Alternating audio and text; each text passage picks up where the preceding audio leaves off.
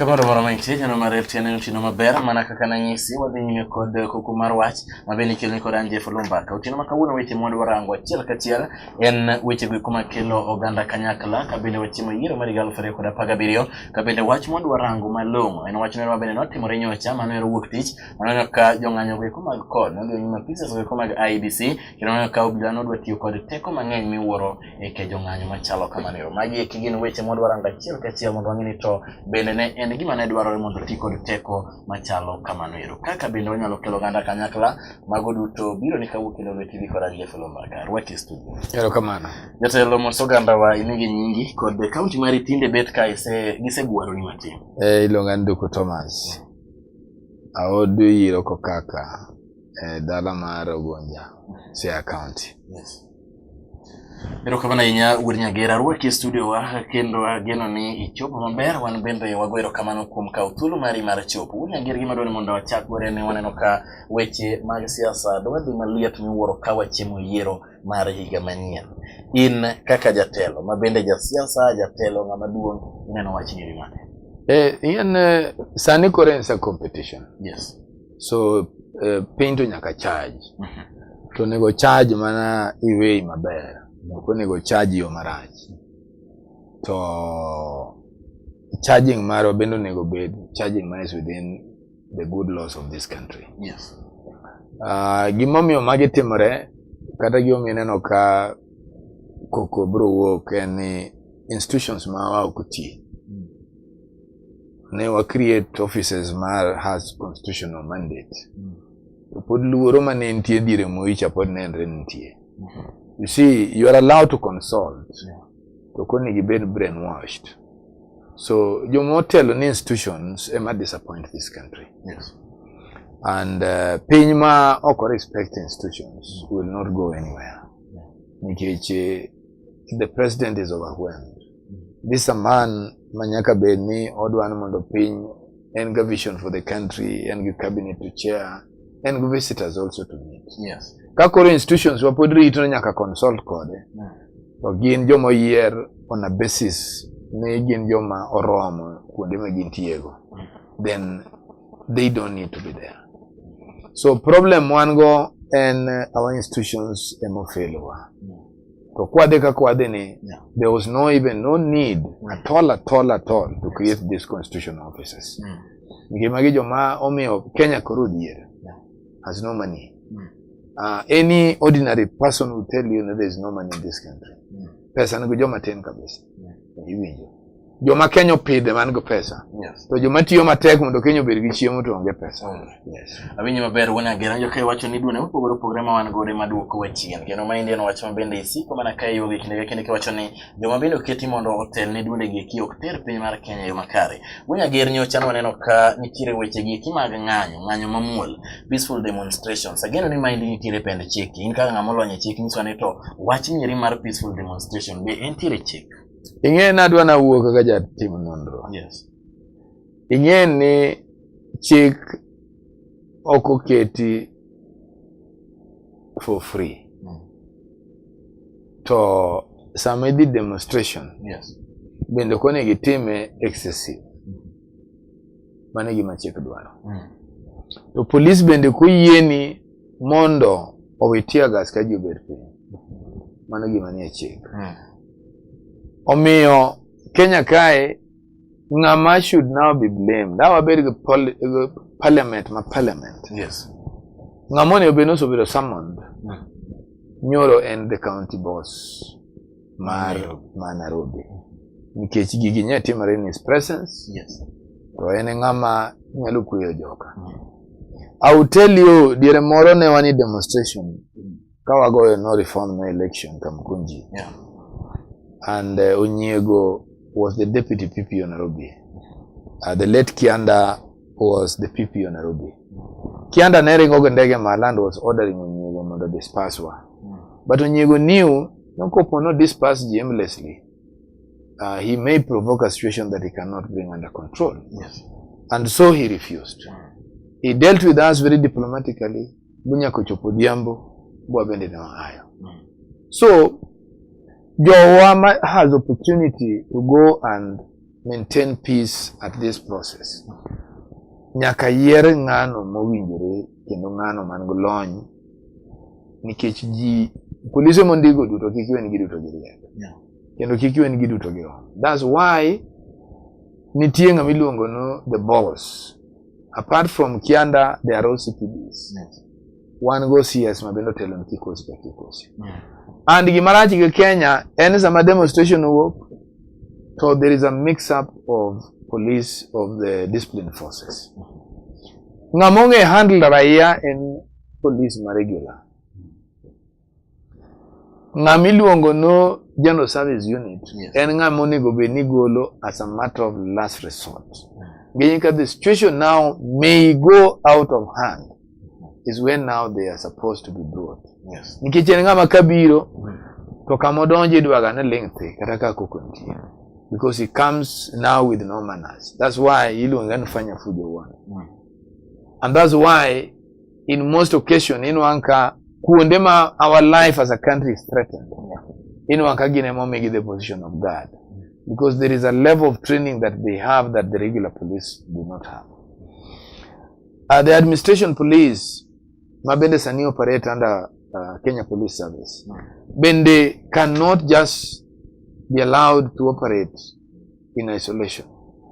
Gin be nyaka operate on the command mar either a corporal of police or a sergeant of police or an inspector of police or OCPD of police. And again, apart from that, and before couple police work malo, nitie on the criminal investigation department. Ma are always people who mix up with people. They should be the one to guide the commander on the ground. Then now we see the situation is out of hand. Yes. But Gimarach no jogi samakoko taka demonstration nitie. Inwango kata ja flying squad mo tiyen ngamone eno bedo na trained mondo o face ngano majaku mais armed. Bende bedo mix up mondo obi okel kwe demonstration. That's why nwanga koro police moko timo gini gomrema. And again tribalism bende nigini. Like ibro nwanga police kata semo kaen wajadot mar jopiny ni to nyalo gwenga to kabisa. He's forgetting ne main pinygi ngani bende chike momiye mondo keto mondo riti. Semo kinwang da ngama nyenyono ngado piny dirangi ngama nyonyono piny gi ngama nyenyono ngani piny ibro nwano gin kabila chiel probably monrock margi no chakre chon. That's why he can overreact that much.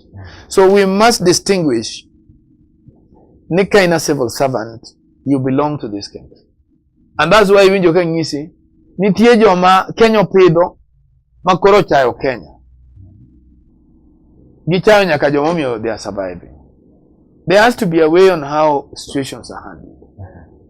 I remember an NTM Mkamba Moro was from the General Service Unit. Diere mane election maja kom Raila Kibaki was very intense.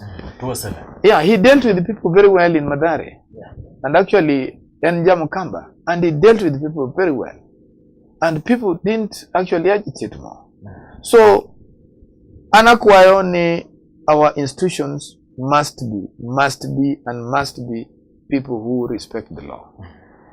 Our Inspector General has to be guided as well. And Bendo Bediga team of top officers who can tell him he's good, is a man who can come motelo to ngatemenya kabedi. But getting him on council of leadership. So what he can do, he can even have a PPO who is very sober and maybe he has posted him in Western. So samagi mobile nintio ni guluonga jogo ka jotent forces commanders with him. How do we deal with this matter? They'll find a bearing.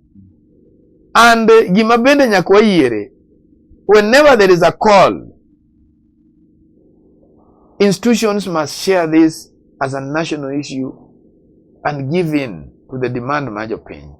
If these people sat down on this issue before, Nedige guide your code and fine, we have understood you, but who are your leaders? Can we arrange for you to meet with Isaac Hassan and have a sitting and deliberate then today we would be going on the way of dialogue. But the fact that Samajo code no be to Lord God, really, what are you trying to say? My mommy and Nwankajo Kumokoma idol would now take the situation. Okamakoro wadegane, this thing is going to go under Mabro Bedo Makoro Okunya Bedo control. Madness ni okengi makoro yot. Kama na nya wunyagera winyo bera njo kai wacho wachitwa famili nulungi kod chino kwa sande be nenge tamore twat ni kai wacho ni oketne gi okenge megi conditions mar twat machalo kamano. Gimedwa ne penji wunyagera ni wang'iyo weche go kama go bila kaka ne gitiyo ni kaja tim nono wacho ni tiyo kod teko machalo kamano en gima ok owinjore kai to wacho ni bende nitiere riwruok mar kweth mopogore mago bila ma ikelo mondo okeng'anyo machalo kamaini. Nyiswa ni to lokruok mane timo kod IPOA kata reforms ambele na otim kod IPOA mano Independent Policing Oversight Authority kind obila bende iparo ni gin gik ma wanyalo kalore gik ma waneno nyocha be iparo ni en gima osetimore maber wanyalo wacho ni oyo IPOA osetiyo tije maber obila ong'eyo kako ne wabili gi situation ing'eyo Kenya wan wamor gi gima biro manyien. Yes. Creating IPOA was not very bad, but we would have known where the common problem was. The common problem no beti ni there is a time manene idindiki police kaluwore gunga mingeyo kada kaluwore kaka uchale dala. There was no passion or a calling in this job. And again engi maneji neno kaka a position and the line of duty makido onje tichako cha mamsari immediately. So most of these guys went there through bribe and inyenga. Koro we didn't have a good police force. Gima IPOA no nego order from these guys was to look at these people. Ogima kabulundu tumocha. Kabulundu tokoro enganga madi witch hunting. When you want to save a country which has been messed up with the corruption the way we are, to ne koro girango on virtues. To ne girango no police officers mamoko madbedi most of the petty crimes. Where do we put them? Gini nyaloketi kata constitutional officers. Or gini maginyalo rito kata government officers.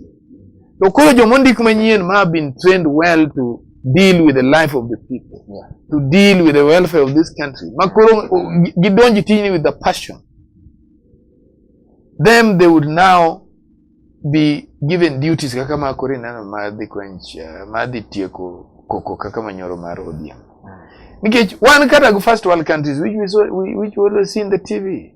Ina kara yachuonya kwa police, but there is that respect. Ndiye kamara ya ukinyal kala bodeye, ndiye kama police bo ukinyal kala bodeye. This is very different with this country. And the main reason any Kenya ka oketho politicians. And I don't want to say no politician no you God kadana jujubli. Politicians ma Kenya must stop being corrupt. Igesa mindi koji to gine magi gichano lain giji. Korin wanka always the product which has come out is not the product that the country would need for the future. Here is where we have a problem.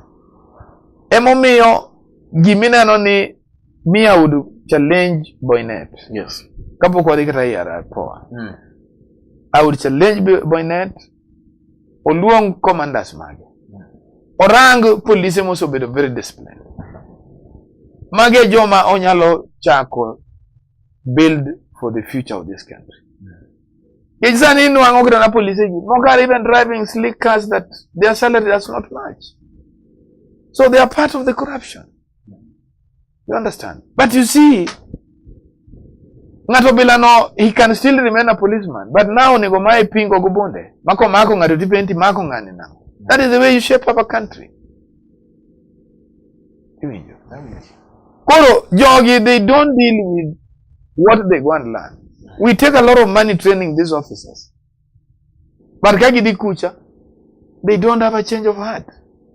Cheku Duaro, Nungat Mosondik Moya Korongo a privilege to handle a gun. Gimenya lo temne nukori mae certain opportunities. Gijeni da kama bondo nego oberi go koro kumia bonde. En kore en ngatma inyalo wachini indirit kama kama. Imi uchuk da. Emu betugo. Then you see people will change. So with this kind of scenario, it is very difficult for us to earn what we want. it is still going to be very difficult for us to achieve how to deal with our demonstrations peacefully.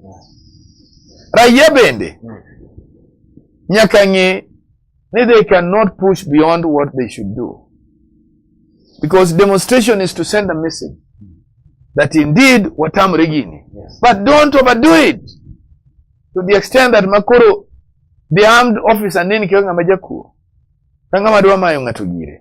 So if you compare jok mawinjo manyo hinyre, ng'eny jok in kata joma nyendi demonstration. This country right now, we are doing very poorly economically. A demonstration only for 1 hour, we have finished this country. Our political economic structure has really gone down. Koro jowa nyaka bed jok ma really we must be proactive. Onyagera winyi maberango kai yuago weche gweko mag uchumi kai wacho ni maindi ngima kod nyime to bende weche mag dongruok nyalo dhi chien nikech maindi yudo ka kuonde ma ji ng'anye gi kibende nitiere wala mathoth madhi nyime kuonde ma kamago. Gima dwani apenji wa nyamach mar Inspector General Migosi Boynet nawinjo ka mbele no wuoyo nyoro ino wacho ni odwani mondo tim nonro kendo obila moyudi ni otiyo kod teko mang'eny okawnegi okang' mager kotenore kod pend chike kalure gi od picha mane waneno wuok tich to gigi mane Boynet otimo owacho bende paro ni nondo ni rinyalo timi adieri to koyori jogi be paro ni bikawne gi. This thing is not about chemistry, because policeman eno kanyono ng'ato penja nondo mane ma pod itimo okdonyi wacha no so make ni jela, but is now being told write a statement. So nondo mane mitimo, those are just just goodwill messages for the country, but it is wrong. They have just what needs to be done. Boynet has to apologize for the country. Indeed, I've not warned my officers, but now I will warn them. I don't think that's a very good answer. Yes, I don't think that's a very good answer, because there were forces commanders there. Yes. People with high-ranking position, inspectors. What kind of non-Roma Pododwaro? He can ask an inspector, policeman. By today, you would have actually been giving people, either warning that person, if I find you in this kind of a position again, yes, I would have sacked you. Yes. But you can't why we blame Boynet? What is the minister doing? Today, we have a very arrogant minister. The truth be told, he is thinking, no, one subjects, Maggie. We are not his subjects. The CS has to know, we are not his subjects. And I'm not his military person, I'm not trained boy. He has to handle me with this constitutional mandate. So the president on how to handle issues in this country. Because he wants to talk on the days Manewa Sokalo. He has to grow up. Kakoro Samaneno Kai, he took him even 4 hours to reach Lamu Kai. Koro wan jo Kenya Mara even unarmed. Someone you will see. Yeah, he has now to find out on how he wants to deal with it. I think arrogance there was something when your name Muchuki Joyer. Muchuki Joyer because of his concept. He never means word when there was a wrong thing. And that's why he managed the security. Zenkeri all the time. No, then he should not be in the position of CS. Nyakobendo nega the benefit of doubt. You push Raya to the extent Makora demonstrate. That's his job. The opposition man gonna end very senior in the cabinet. Actually, the truth be told is almost third in command. Mage topmost, mage cabinets, my president unibukungu, wego kapod pinyo kuchio. Everybody when he's sleeping, president just CS mass security. If he's talking like this, really, I don't think he's in correct position. Unya gerto wachmano wacho kawadhi kweti kono wacho ni jogo kama bende omi jodito mag kor mochung'ne weche gi magarita kwe no chiwo negi CM kendo kwero gi ni kopo ni gitero jogi e king'anyo machalo kama gi kito ibi kawnegi ibi kumgi kotenore kod pensi gi kendo ibi majo gi ki jo arita gi wach ni rito inyalo chiwnwa ler nang. Ing'eni gini en twofold. Yes. Sama jogi dhi demonstration. Yeah. Security. That is where we should start from. Yes. Because they are honorable members. So ethics, marriage or demonstration, they should also look at it. You understand? What they demonstrate to what kind of extent? You see. So out of that, I want to also to challenge both sides. Yes. The minister concerned has no authority to withdraw this people. But Joama Bende, the demonstration with their security officers, they should know they are honorable members of parliament. They are honorable members of this society. So what makes them, to the extent that now they lose to be honorable members? That is a challenge to both of them. They better now look on how they want to deal with the whole issue. Because I believe they should prepare this country more on a dialogue position as opposed to doing Masachete. Then you are not honorable members. You saw even in South Africa the other day, members of parliament knew Chuma in a very diplomatic way. Yes, even though the speaker is a woman, but you see, you could see some cordial respect. Wakine kama wagisi jimangenyi wajadi in very excess position. Time our popularity no so kala. We want to save a country that is may go out of hand. Give up the chando jo wamangeni jo moko nyubiri siasa nyolo. And obero member of parliament. Koro podo nenu kudu malo. Otimore nadi koro nenu ngama grade. No, we are not there now. We have things like CDF, one county government, one bursary funds, one pesa for infrastructure. What we now need is a good manager. It's not how you can jump. You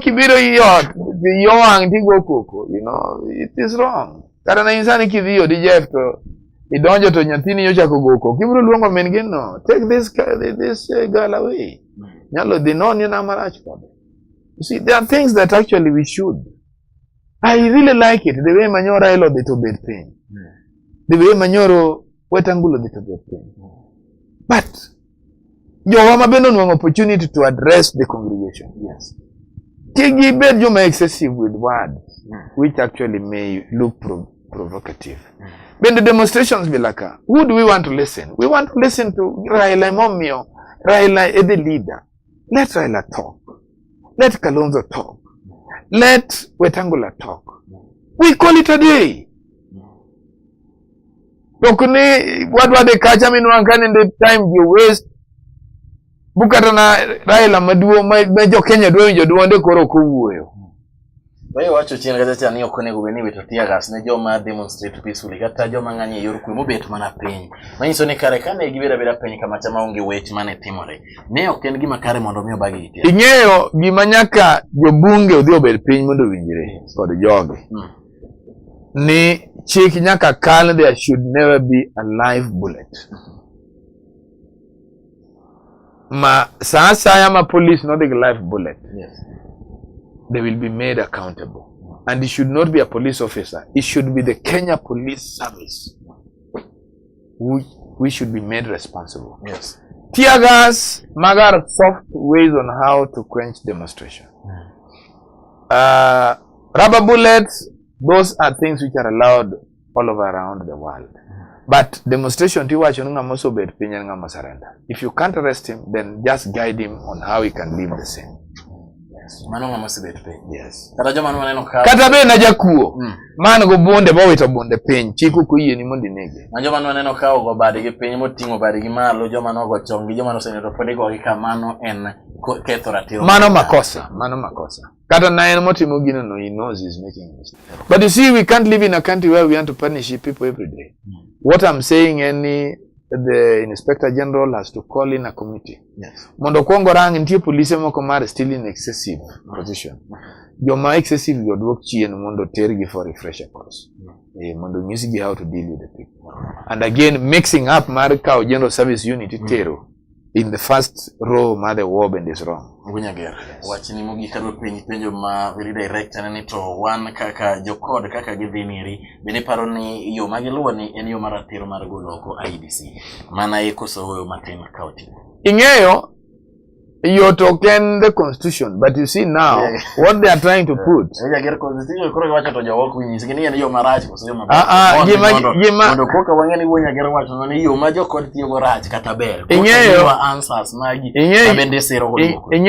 I would want to say he needs to talk to President Uhuru.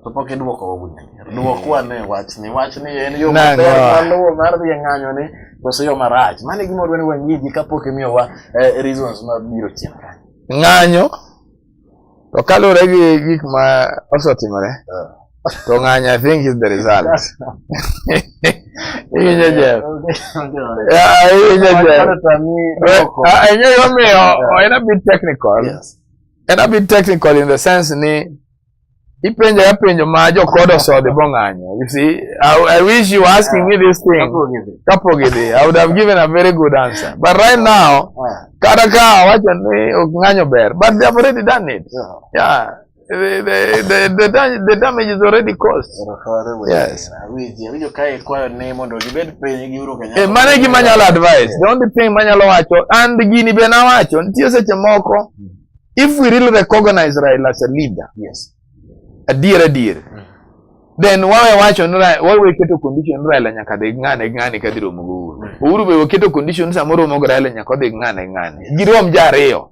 Raila equally has got a popular vote in this country. Yes. The same way to Uhuru. We recognize Uhuru and president. Yes. But Raila is also a leader that has earned it. Gibed pingi wuo. Gimakoro ginyalo timo is to bring jo kanisa moko. Then when the two parties have agreed, jo wamange dogi ng'eny, gim pump Raila giriekni ma giwacho go duto Raila odhi wacho. Kato Uhuru the same. Awira kama ndo ng'enya wunya ger wachopo giko mar chiero wa kumar wacho tino kawuono kane wan gi wunya ger winyo ka achiel embene otemo golo dhoge ka wacho ni okang' mano ka okudo bila oken okang' maber mar go oganda yo machalo kamanero teko mathoth ne otigodo kod bila ma bende ok ber oganda mathoth ahinya oseyuago wach nieri kamoro amora oganda ni owinje wageno ne kweth mar kod ne oramo ne kata nade to wuok tich manyien be gidok wageno ne ka gichak gidok wuok tich manyien wabiro neno lokruok e wach ni mane idwana duoke awacho mana ni wageno ni wabiro neno lokruok e kweth mar obila ano kano Uhuru wageno ni wabiro neno lokruok nikech adier nitie gik ma kata in kane ineno to ne nyalo wacho ni ma indi to koro oti kod teko mathoth. That's okay. Raia bendo bedo joma desi. Raia bendo bedo joma desi. Yes. Wacha winjiro kama na nyawu nyager. Auriti nyaka wachakore kendo manyime tuku mar wach Ranjit Lombaka.